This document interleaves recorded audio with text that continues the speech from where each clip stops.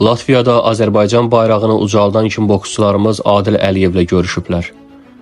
Bu günlərdə Latviyanın Riga şəhərində keçirilən Vako Latviya Open yarışında 3 qızıl, 1 gümüş medal qazanan Azərbaycan Kimboks Federasiyasının üzvləri Azərbaycan Kimboksing Federasiyasının fəxri prezidenti Suraxanı rayon icra hakimiyyətinin başçısı Adil Əliyevlə görüşüblər.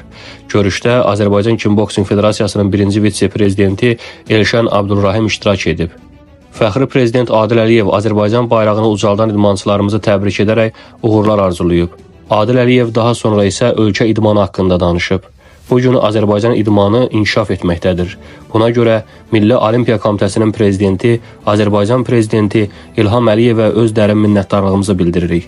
Ölkədə idmana hərtərəfli qayğı və diqqət var. Azərbaycan kimboksçuları bu qayğını daima üzərlərində hiss edirlər. Hər il idmançılarımız dövlətimiz tərəfindən təltif olunurlar. Azərbaycan kimboksçuları öz bacarıq və qabiliyyətləri ilə vətənimizi ləyaqətlə təmsil edirlər.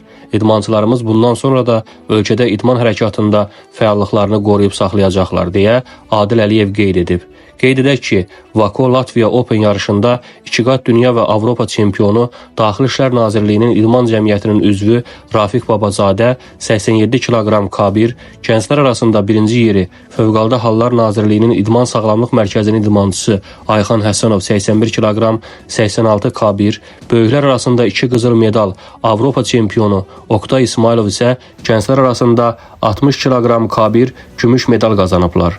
Vako kateqoriyalı hakim Azərbaycan Kimboksing Federasiyasının Hakimlər Kollegiyasının sədr müavini Aydın Koç Ağabəyov turnirdə verdiyi ədalətli qərarlarına görə ən fəal hakim mükafatına layiq görülüb.